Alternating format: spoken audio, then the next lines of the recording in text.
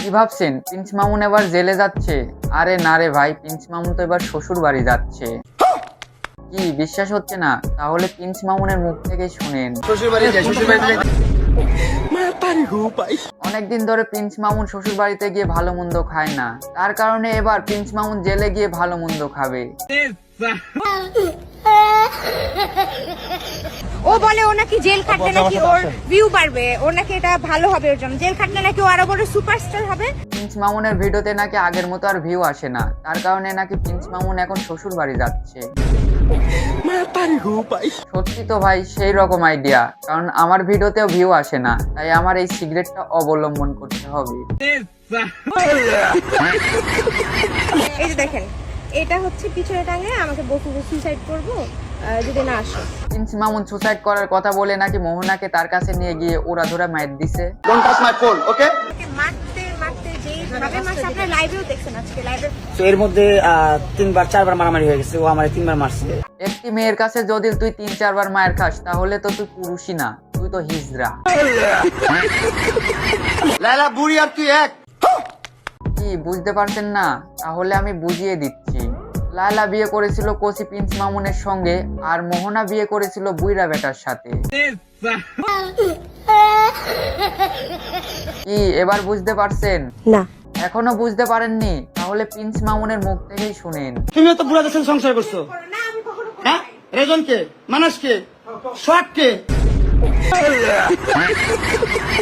মোহনার চিৎকার শুনে মোহনার আম্মু আমাকে কল করছে, সে আমাকে ধর্ম ছেলে ডাকছে যে কিসের হ্যাডা ধর্মের ভাই হোক যে মোহনাকে তোর সাহায্য করতে আসা লাগবে। প্রিন্স মামুনের বাড়িতে রাত 3টার সময়, তা আবার প্রিন্স মামুনের মায়ের সঙ্গে বিয়ের অফার নিয়ে। 3টা বাজে আমার বাসায় এসে বিয়ার প্রস্তাব লইয়া, হ্যাঁ?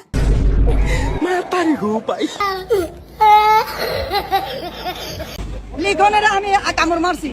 প্রিন্স মামুনের মা নিজেকে কন্ট্রোল না করতে পেরে লিকনের হাতে স্ট্যাটু করে দিয়েছে।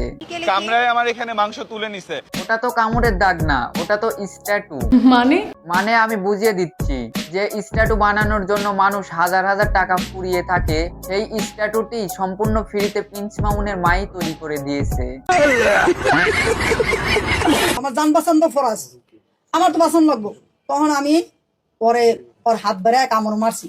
একদম ঠিক করেছেন, কারণ নিজে বাঁচলে বাপের নাম। কিসের সুজনস এ? আরে আলা মুখটা এমন ছাগলের মতন লম্বা। খালাম্মা, আপনার কথা হিসেবে ছাগলের দামও তার থেকে বেশি আছে। না হলে ওই কয় আমি পর্দাশীল পুরুষ। তাহলে খালাম্মা আপনি জানেন না ছেলেদের পর্দা করা ফরজ? কিছুদিন আগেই তো এক আফামনি বলেছে ছেলেদের নাকি পর্দা করা ফরজ, তাই সে পর্দা করে। পুরুষ কোনোদিন পর্দা করে? মহিলা পর্দা করে আমি জানি। খালাম্মা, আইন চেঞ্জ হয়ে গেছে, তার জন্য ছেলেদের পর্দা করা ফরজ। আবার সে বলতেছে পাঠা। পাঠা কি ছেলে না মেয়ে? পাঠাকে দিয়ে তো একজন পাঠির সাথে লাগাই দেওয়া যায়, তাই না? বুঝলাম না, পাঠা তো পাটির সঙ্গেই লাগিয়ে দেয়, কিন্তু তুই কি বুঝাইতে চাচ্ছিস সেইটা বল। আমাকে যেহেতু সে নিজের মুখে পাঠাই বলছে, সে তো নিজেই প্রুভ করে দিচ্ছে যে আমি একজন ছেলে মানুষ। আরে শালা, পাঠা নাকি ছেলে মানুষ? তাহলে তো তুই সুদর্শন পাঠি। ও না, সুদর্শন পাঠা। আজকের ভিডিও এই পর্যন্তই। আপনাদের জন্য এত কষ্ট করে ভিডিও বানাই, আপনারা কেউ সাপোর্টই করেন না। সাপোর্ট করলে করেন, না করলে নাই।